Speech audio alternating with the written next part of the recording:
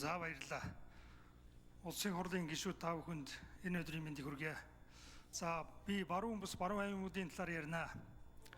За эндээс 1 жилийн өмнө Малажухын салбарыг эрсдлээс хамгаалах гол нэрийн бүтээгдэхүүний хангамж нийлүүлэлтийг тасалдуулахгүй, тогтвортой байдлыг хангах, нөөцийг нэмэгдүүлэх, өвөлжилт хавралтын хүндрэлийг даван тулах зорилгоор улсын хурл мал амьтны тэжээл Улаанбаатар гурилын галийн албан татвараас чөлөөлөх тухай хуулийг баталсан байна.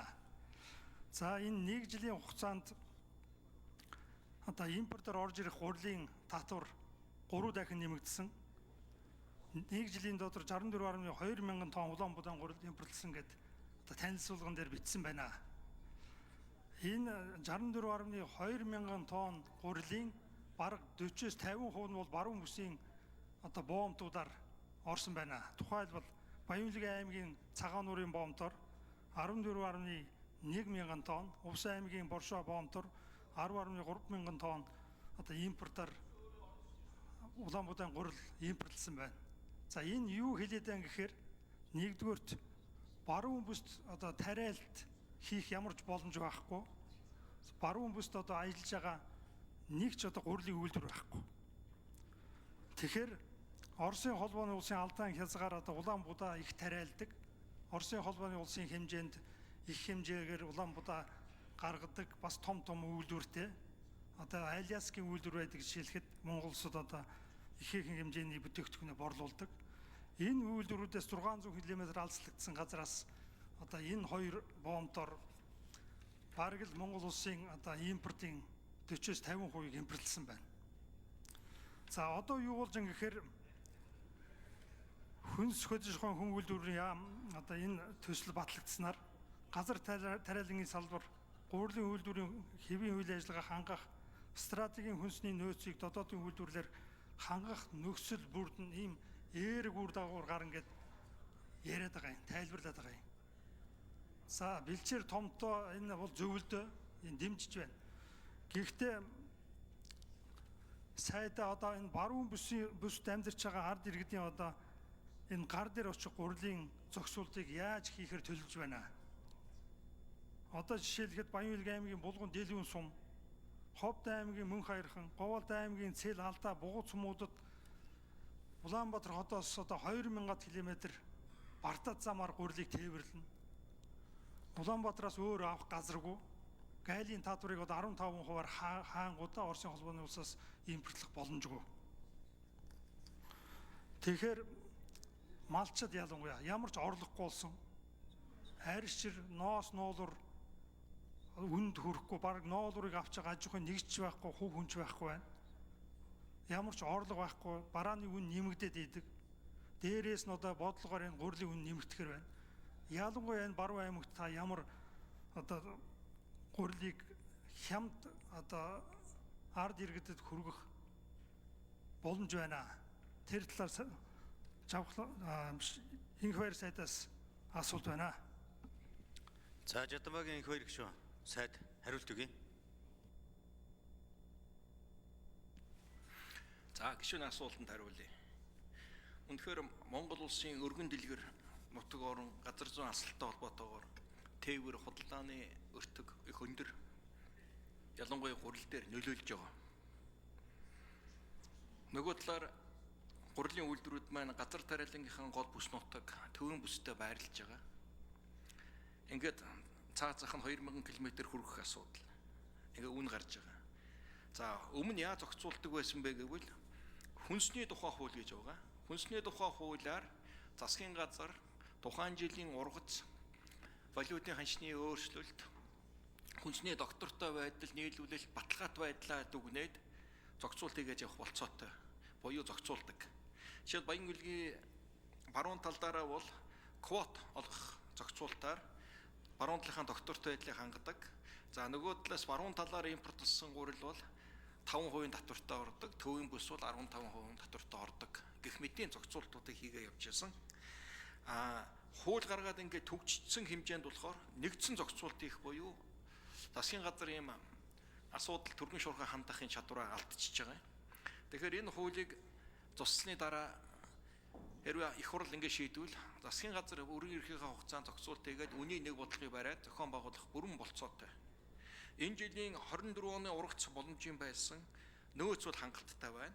Улаанбуудаа нөөцч бэлэн байна, бэлэн гурлийн нөөцч байна. Импортоор бас өнгөрсөн хугацаанд 24 онд 64, он гараад 17 ингээд 80 мянга гаруй тонн бэлэн гурил Монгол орж ирсэн. Нөөц хангалттай тул 25 оны ургац хураалт хүртэл ямар нэгэн үний одоо өөрчлөлт гарахгүйгээр зохицуулах бүрэн болцоо бүрдсэн байгаа гэдгийг хэлэх хүсэж байна.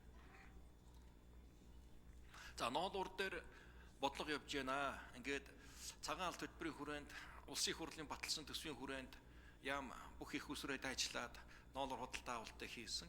Хэрвээ үндэсний үйлдвэрүүдэд бид нар бэхжүүлж самнах хүчин чадлаа бэхжүүлээгүй бол энэ жилийн ноолуурын үн 50-аас 70 мянган төгрөг дээр тогтох ийм эрсдэл байсан.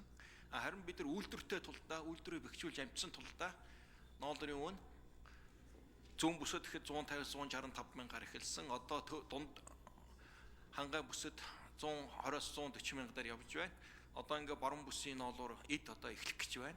За энийг бэлтгэл ажил эргэлтийн хөрөнгийн нэмэгдүүлэхүүднээс засгийн газар шийдвэр гаргасан. Монгол банкнд одоо асуудал хандсан байгаа. Монгол банкын асуудлыг дэмжигдүүл 500 тэрбум төгрөгийн вексел буюу өрийн бичиг үйлдвэрүүдээр бичигдэж ноолуурыг худалдаа авах дээр санхүүжүүлэхээр ингээд бодлого бол тодорхой. Одоо Монгол банкны хариу бид хүлээж байна. Монгол банкын асуудал дээр ингээд бодлогынхон зохион байгуулалт арга хэмжээгээ аваад эргэж мэдэгдээ гэсэн ийм хүлээлтийн байдалтай байгаа. За Жангабил гүшүүн тодруулж асууя. За баруун аймагуудын боомтуудаар одоо гурлийн татварыг тэглэх асуудлыг засгийн газар шийдэх боломжгүй болсон байна. Хуулиар тэгж урд өмнө зогсуулдаг байсан байна. Одоо боломжгүйгээд тийм хариулт авлаа. Сайдаа зөв ойлгосноо. За тэгэхээр гурлийн үн бол баруун аймагуудад замбраагүй нэмэгдэх юм байна. Одоо энэ асуудлыг яаж шийдэх юм бэ? Дахиад танаас асууя. Гарц байна да. Та бол ямар арга байж болох вэ? Нөөц хангалттай байгаа юм байна ойлголоо. Баруун аймагуудад энэ тээвэрлэж аваадсан алдар бүрсэн гурлыг яаж ард иргэд худалдаж авах юм бэ? Энэ дээр тодорхой хариулт авмаар байна.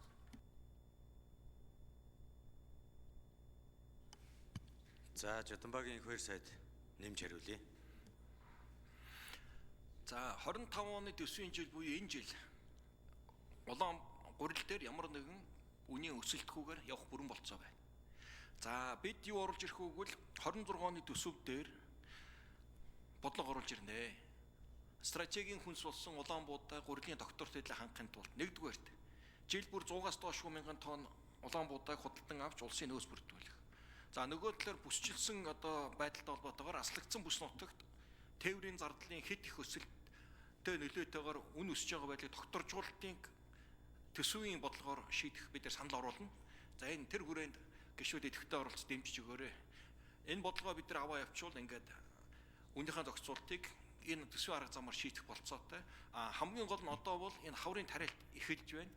Тариалтаа бид нар идэвхжүүлэх, Улаанбуудаагаа тарих нь онцгой чухал байна.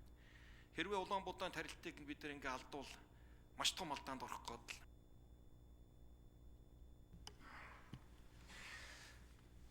Уулын яг инквайри сайтаас нөгөө гишүүдийн асуугаад байгаа чинь Улаанбуудаа тарихын тулд гурил үнэтэй байгаа гэдэг зүйлээр биш ээ. Гурил нь хямдхан байх дээр аль аль талыг нь эрсдэлгүй болох зохицуултыг яаж хийх юм бэ гэж дээрээс очил асуугаад байгаа. Тэгээ энэ дээр уул нь бол одоо боломж гарцыг нээсэн улсын их хурлын тогтоол батлагдсан. Ер нь ард иргэдийн яг үндсэн гол хэрэглээ болсон гурил өнөөдөр үнэн нэмэгдэх нөхцөл рүү орвол ард иргэдийн худалдаа авах чадвар улам бүр дордож байгаа энэ цаг үе дээр одоо зөв тусах юм аа гэдэг талаас нь гишүүд яриад ах шиг байгаа юм. Түүнээс энэ ч би одоо бас дахиад хэлэхэд энэ үндэсний үйлдвэрлэлээ юм уу үндэснийхээ тариаланчдыг муу байгаасаа гэж бодож асуудал тандж байгаа нэг ч гишүүн бол байхгүй. Одоо хөдөө орон нутагт ялангуяа одоо жишээлбэл энэ хүүхэд байх ч уу сургууль цэцэрлэг гэл энэ хэрглэж байгаа хоол хүнсний бүтээгдэхүүний чинь 50 орчим хувь нь л гурил байгаад байна шүү дээ. Гурил болон гурилан бүтээгдэхүүн. Тэгэл энэ үн өсөд явуучвал яах вэ гэдэг эрсдлийг маш их ярьж байгаа. Тэгээ таны саяны үгэн дээр болохоор яг энэ жилдээ бол нэг үн нэмэгдэхгүй байх нөхцөл бол байгаа л гэж байгаа юм. Энэ жилдээ гэж байгаа шүү дээ. Тэгэхээр энэ үн цаашаага нэмэгдэх нөхцөл рүү орвол яах вэ? Тэрнээс өмнө ямар зохицуулт хийх вэ гэж. Би тэгээ болор чулуун дараагаас асууя гэж бодож байгаа юм. 60,000 тонн гурил өнгөрсөн жилээс хойш импортоор орж иржээ гэсэн дүн танилцуулсан. Хэд хэдэн сард хэд хэдэн тонноор хамгийн том худалдаа авагчнар нь ямар компаниуд энэ гурилын импортыг хийсэн бэ? Энэ гайлын албан татварыг чөлөөлөхтэй холбоотой асуудал хэлэлцэж эхэлсэнтэй холбогдуулаад зарим иргэдээс бас мэдээлэл ирж илээ. Засгийн газраас гайлын албан татварыг тэгэлсэн хуулийг хүчингү болгоё гэд хуулийн төсөл өргөн барьсантай холбогдуулаад бас зарим хэсэг нь татвар тавигдах чинь гээд урьдчилаад бас их хэмжээгээр гурил оруулж ирсэн тохиолдол бас байна шүү. Тэр дунд бас зарим нэг гурилын үйлдвэрүүч байх шиг байна гэдэг ийм мэдээлэл өгöd байгаа юм. Гэхдээ энэ эргэлзээг тайлж өгөх үүднээс тодорхой хариулт, тоо мэдээтэй хариулт өгөх нь зүйтэй байна. Бас одоо 2-3 улсын хурлын гишүүн орж ирж асуусан юм байна. Тэр энэ дээр нэг тодорхой хариулт өгч. Ажлын хэсгийн 8 дугаар микрофон. Хүнсгэлж хөнгөлдрөө яамны бодлого төлөлтийн газрын дарга боловсчлон улсын хурлын даргын асуултанд хариулт өгье.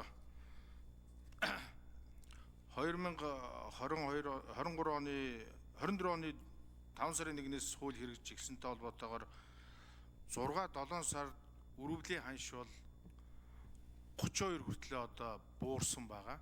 Тэгэхээр хойноос бол гурил мэдээж хямд үнээр бол орж ирсэн. За нийт орж ирсэн гурилын 34 өн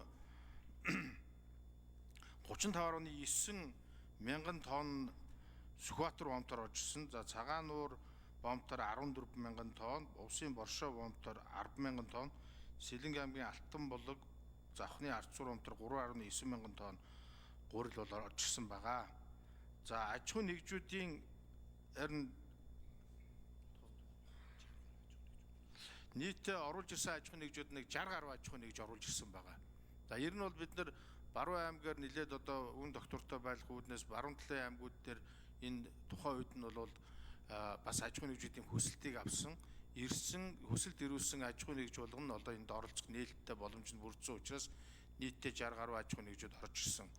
За гурилын үйлдвэрүүд ганц нэг гурилын үйлдвэрүүд одоо оруулж ирсэн импортоор өөснөө гурил оруулж ирж гэнэ гэдэг асуудал бол яригдж байгаа. Энийг бол бид нар тэр нарийн мэдээллийн танд бас жижиг өргүүлье.